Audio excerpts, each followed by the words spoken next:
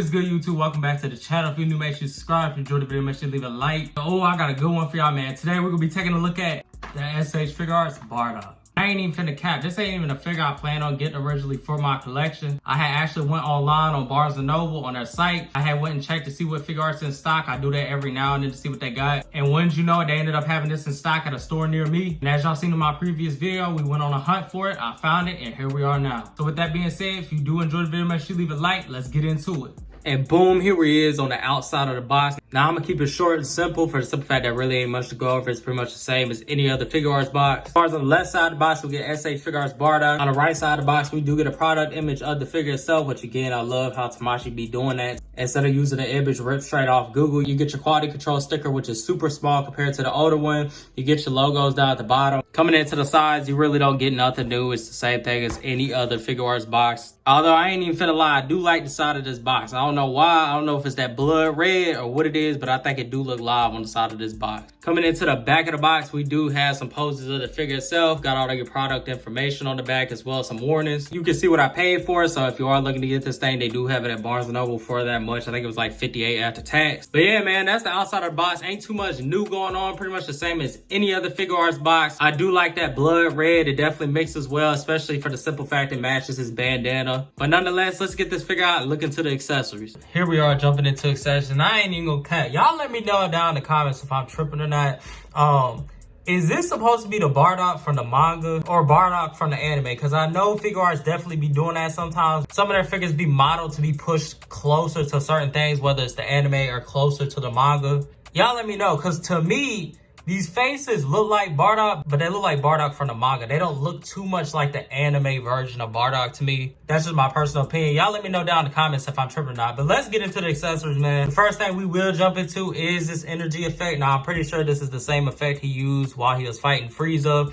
That little ball effect that he did pop up in his hand that he threw at Frieza right before Frieza blew up Planet Vegeta. And I ain't gonna lie, I really do like this effect. I love how it's super translucent. It's even lighter in person. It has a silver metallic look as well as an ocean type of blue on the top of it. It definitely looks live. It definitely gets a glow effect when it's in certain light, but nonetheless, you do have that accessory. Coming into probably the weirdest accessory, we do have an ear, and that's because on the figure, we do actually have a scouter. You can pop the scouter off and pop the ear in, and while we're on that topic, you do have this extra hair piece that attaches to the front of his hair. It's slightly different than the one that's on the actual figure because these hairs right here come down even longer than the ones that's actually on there, allowing the scouter to fit. So these fit more with the ears, so you can use that look on the figure itself. Coming into the face plates, I ain't even finna lie. Like I said, man, these things do look super good. They definitely do look like Bardock. I would just say that they look closer to the manga to me. They don't look that accurate to the anime version of Bardock, but that is my personal opinion. Y'all let me know down in the comments. But other than that, man, this face looks really good. I'm loving the detail and the line work on it. Now, I don't know if they went back and redid these faces like they do on some of their reissues, but from what I know, I don't think they did that. So for this to just be a reissue,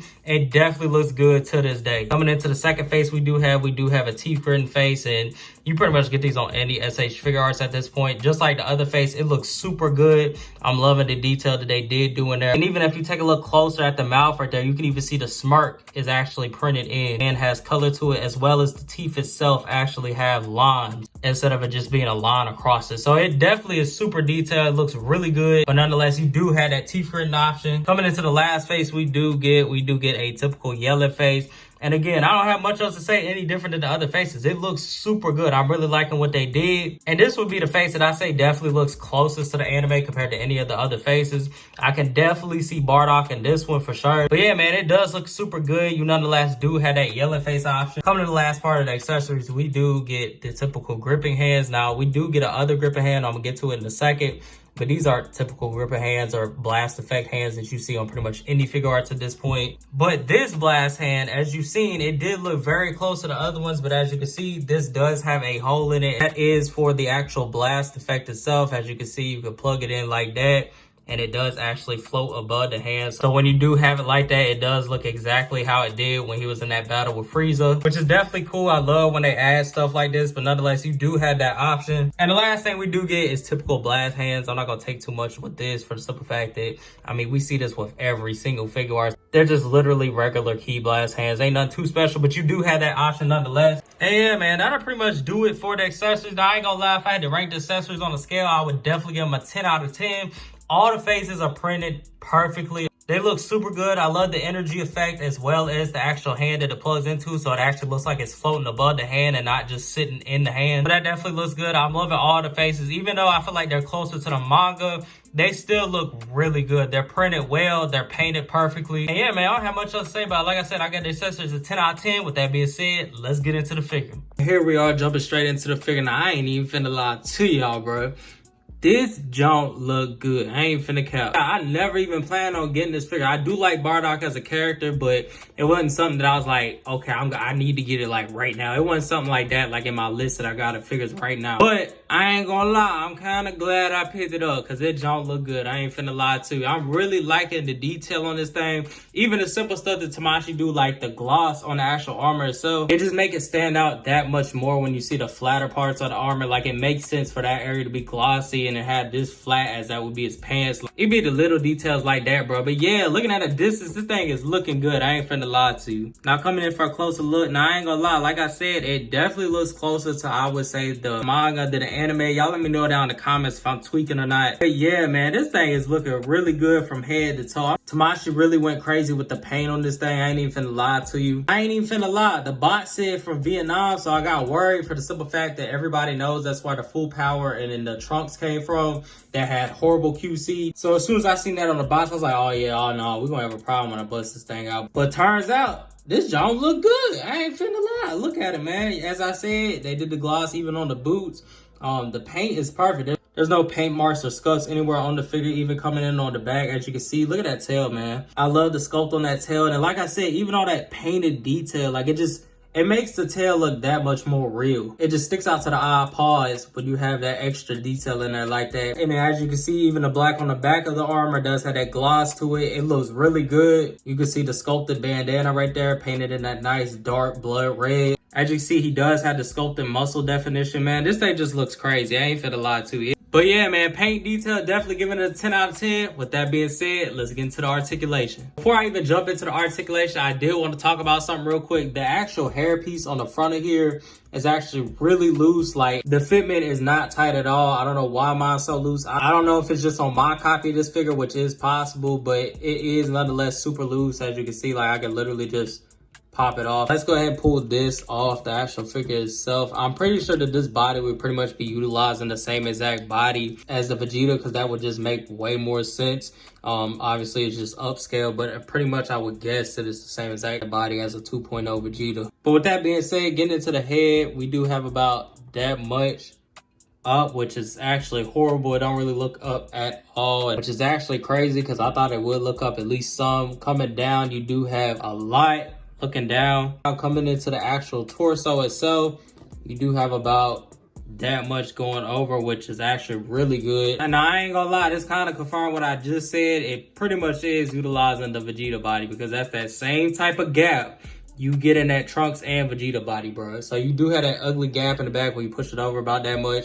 You're not going to see it from the front, obviously, but you can see it in the back. And as far as back articulation, I would guess it would have the same issue in the front. Yep. It's a little bit hard to see on camera, but that is the same issue you do have with the actual Vegeta figure. It's super gappy right here. When you're articulating this thing, I don't think you'd be pushing it that far, but it does go that far back, which is a good amount nonetheless. You do have some swivel on the upper torso as well as the lower torso itself. Coming into the arms, we do have about that much going up, which is crazy because, like I said, it shows me how much the 3.0 definitely has improved on articulation, because Goku's arms on that 3.0 can literally go straight up. Like, that joint is crazy. You do have that typical bicep swivel, but it is super tight on my copy. Pause. Coming into the elbows, you do have a double jointed elbow, as well as pivot in the actual wrist. The arms can go all the way around in a 360. Coming down to the legs, now this is going to be the interesting part. I do like how they engineered this. You can put these up like that, and you can get you can pretty much get a full split out of Bardock. Pause. I don't know why I got them looking like that, but nonetheless, you can get that out of it. Like I said, man, Tamashii with the smallest details, bro. Like, stuff like this, like stuff being able to move like that for you to still get flush articulation instead of it looking ugly, like say like Dragon Star's armor, how it pops up backwards. That joint just ugly. I really like stuff like that, and that's what really makes Figuarts stand out compared to other companies, is their articulation, bro. It is crazy. But Coming up, we do have about that much up, as well as going back, we do have about that much going back. I keep hearing some clicking. I don't know if that's the arm or the leg itself. I'm hoping it's not the leg, but you nonetheless do get that much going back. We do have a thigh cut right here as per usual. We also get the typical double jointed knees. And then coming down to the foot itself, we do have typical ankle pivot, as well as a little bit going up and then a good amount going down, as well as the toe articulation. And yeah, man, that'll pretty much wrap up the articulation. I ain't gonna lie, if I had to rate the articulation, I would give it a 9 out of 10. The 2.0 articulation is really starting to show its age. It's really getting dated at this point. Because compared to my 3.0 Goku, this definitely don't even come close to it. But for what this is and the time period that this figure did come out, the articulation definitely is decent. So like I said, the articulation, I definitely give a 9 out of 10. But before I go, I do want to actually put at least some of these accessories on it to see if they actually fit well and fit perfectly, considering, like I said, that hairpiece is super loose on mine. I ain't gonna lie, as far as the scouter and the actual faceplate, they are super tight, so you ain't gotta worry about that. It just seemed to be my hairpiece on mine. The best way you would want to do this is you would want to put the actual head sculpt on first, clip that up in there, and then you would want to put the ear on. I am gonna have to do this off camera. And boom, it definitely is harder for me to do for the simple fact I got gigantic hands, and then you want to use the other hair piece, and there you go. Even this one is a little loose fitting just like the other one, but as you can see, this one is slightly different than this one. This one is shorter on the sides for the scouter itself to be able to fit on there. This one is a little bit longer. And as far as that lob energy effect, I do want to see if that'll go on there. Like I said, the reason I'm definitely testing this one is because this is from that Vietnam shop. And as we all know, that junk had the worst QC figures ever made. So this is why I'm testing all this for y'all. And as you can see,